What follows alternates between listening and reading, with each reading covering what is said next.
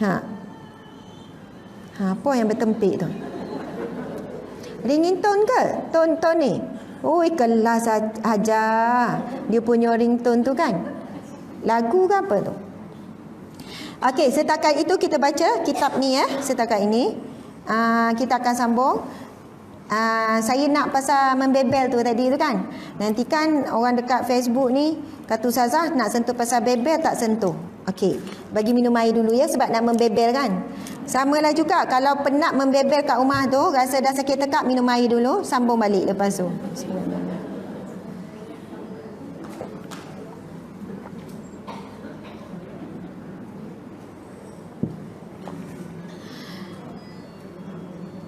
Okey, baiklah. Mula-mula saya nak cerita satu kisah seorang wali Allah yang bernama Abdul Rahman berkaitan dengan membebel. Saya pernah cerita, betul tak? Ke belum lagi? Belum cerita lagi dekat sini. Okey, kalau siapa dah dengar buat-buat macam tak dengar ya, macam muka excited je. Okey. Kisah ni saya dengar daripada Al-Fadil Ustaz Iqbal. Dan dia juga antara anak murid Habib Zainal, Habib Ali kan. Saya dengar kisah ni, kemudian saya rasa sangat bersyukur bila saya dapat ilmu kisah seorang wali Allah ini memberi jawapan kepada para suami yang banyak meluah rasa tentang tak tahan tentang isteri membebel.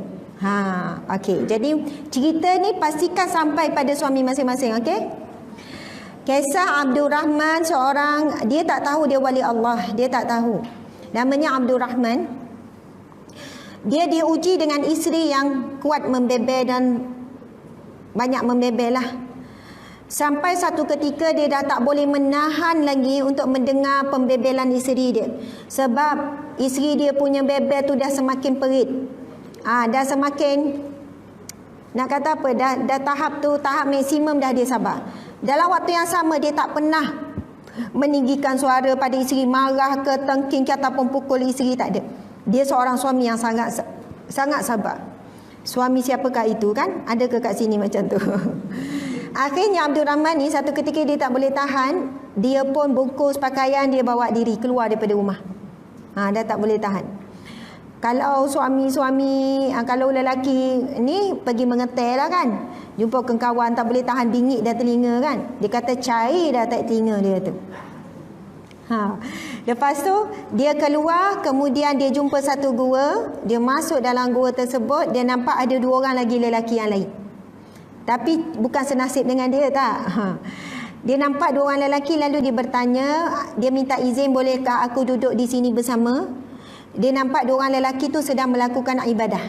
Dua orang lelaki tu juga adalah merupakan wali Allah yang sedang bertapa, maksudnya beruzlah, melakukan ibadah. Lalu dua orang lelaki tu kata, boleh kalau kamu nak bersama dengan kami dengan syarat. Kamu perlu menyediakan makanan bila tiba giliran kamu. Jadi dia sanggup je lah, okey. Jadi hari pertama dia tengok seorang daripada mereka tu berdoa, bertawasul, meminta, berzikir, tiba-tiba ada makanan turun. Kita tahu antara karamah para wali Allah, makanan tu datang daripada syurga. Kisah Rabi'ah Adawiyah ke, kisah Maryam ke, kan makanan dihantar oleh malaikat. Hari yang kedua, hamba Allah yang kedua pula. Samalah, berzikir, buat ibadah, bertawasul, minta dengan Allah dan sebagainya. Kemudian turunlah makanan, hidangan daripada sumber yang tak disangka-sangka. Kemudian masuk hari yang ketiga, dah bimbang dah dia. Sudah giliran dia ni. Lepas tu dia pun buatlah juga, tengok contoh, mencontohilah dengan zikir, dengan apa, kemudian dia pun bertawasul. Faham tak maksud bertawasul ni?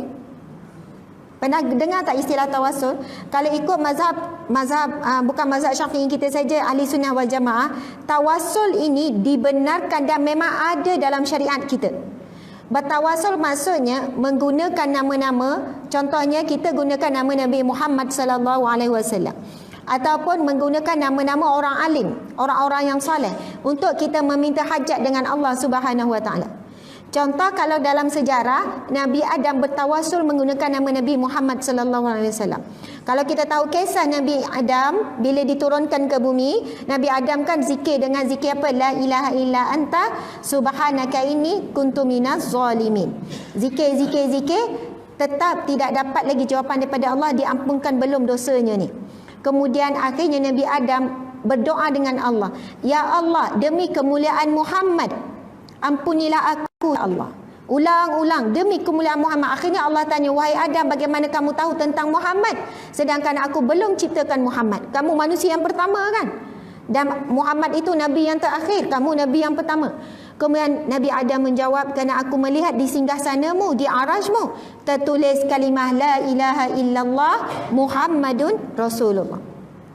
Samalah juga kita kan kalau doa adabnya kena guna mula-mula puji Allah, alhamdulillah bil alamin, wassalatu wassalamu ala asyrafil anbiya'i wal mursalin.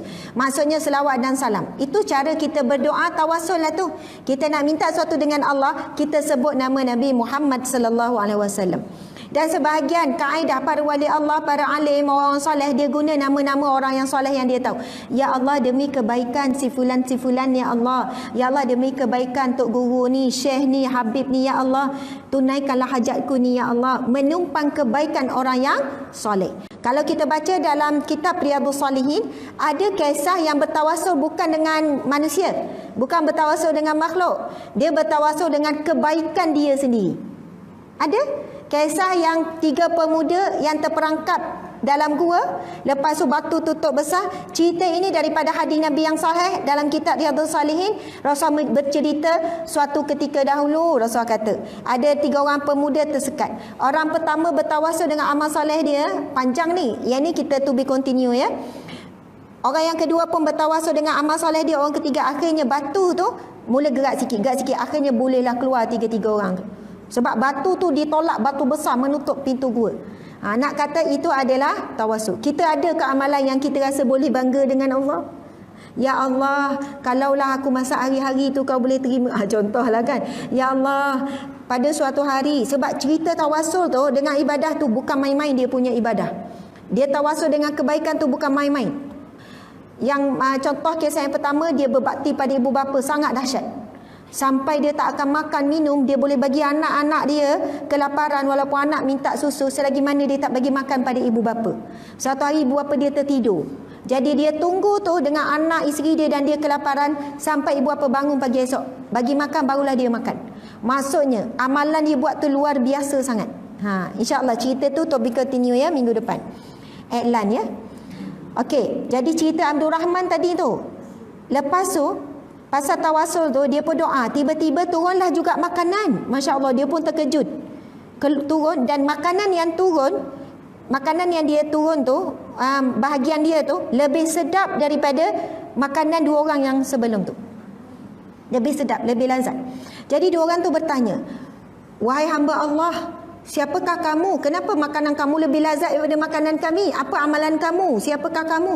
Dia pun terpinga-pinga juga. Dia tak tahu dia wali Allah, dia tak tahu. Lalu 2 orang ni bertanya, kamu tadi bertawasul dengan siapa? Nama siapa yang kamu sebut? Lepas tu dia pun jawab, kalau kamu nak tahu, kamu kena bagi dulu jawapan. Kamu tawasul dengan siapa? 2 orang ni pun bagi tahulah, dia orang tawasul dengan nama sekian-sekian, dan salah satu namanya ada nama dia. Lepas tu dia kata, siapakah Abdul Rahman? Dia tanya, guru kami suruh mencari, kami berdua ni mencari seorang wali Allah yang belum ditemui. Makam dia sangat tinggi dan kami bertawasul. Lalu dia pun berkata, aku sebenarnya tak tahu nak tawasul dengan siapa, tapi ketika aku berdoa dengan Allah, ya Allah, aku bertawasul dengan orang berdua ni bertawasul. Kalau yang suka tu dah faham, yang blur tu tak faham lagi. Sebab dia tak bergaul, dia tak pergi, dia tak ada guru, dia tak ada apa. Dia cuma dia tak tahu dia nak tawasul dengan siapa, nak guna nama siapa, nak minta dengan Allah ni. Dia kata, ya Allah, aku bertawasul dengan 2 orang ni bertawasul. 2 orang kawan tu kan. Jadi rupanya dia bertawasul dengan siapa? Dengan dirinya sendiri. Dia tak tahu pun. Subhanallah. Jadi bila 2 orang tu tanya, 2 orang ni tanya, apa amalan kamu? Rupanya kamulah orang yang kami cari, Abdul Rahman, ciri-ciri sekian kamu, rupanya orang yang kami cari. Apakah amalan kamu? Dia kata, aku tak ada apa-apa amalan. Aku tak ada apa-apa amalan. Melainkan dalam hidup aku dia uji dengan seorang isteri yang suka membebel. Dan aku bersabar dengan dia dah sekian tahun. Berapa tahun dah aku bersabar. Lalu kawan-kawan tu kata, kalau begitu tempat kamu bukan di sini, tempat kamu di rumah. Makam kamu naik sebab kamu sabar dengan isteri tu. Dia kata betul juga kan. Jadi kaedah cara kedudukan seseorang itu untuk dinaikkan di sisi Allah, ada orang naik makam sebab sabar. Sebab itu orang yang diuji dengan suami atau diuji dengan isteri, apa pun bentuk ujian, anggap itu adalah Allah nak naikkan darjat kedudukan kita. Rupanya 30 tahun suami tak berubah, 30 tahun kita sedang menghimpun pahala sabar, tak tahu makam tu macam mana, tak tahu, wallahu a'lam. Jadi nak sebutnya, Abdul Rahman ni pun balik waktu malam, kemudian dia bagi salam, isteri jawab tapi si tak buka pintu. Tidur dekat luar, tapi ketika tu dia tak ada nak marah dah, tak ada rasa makam naik. Macam tu lah ibaratnya. Kan? Sebab dah tahu ni, tak apa, terima je lah. Lepas tu awal pagi, isteri buka pintu, isteri pun cakap, isteri dia pun kata, wahai suamiku, sekarang kamu sudah tahu bahawasanya kamu adalah salah seorang daripada wali Allah. Persoalannya, macam mana isteri ni tahu? Ada SMS ke?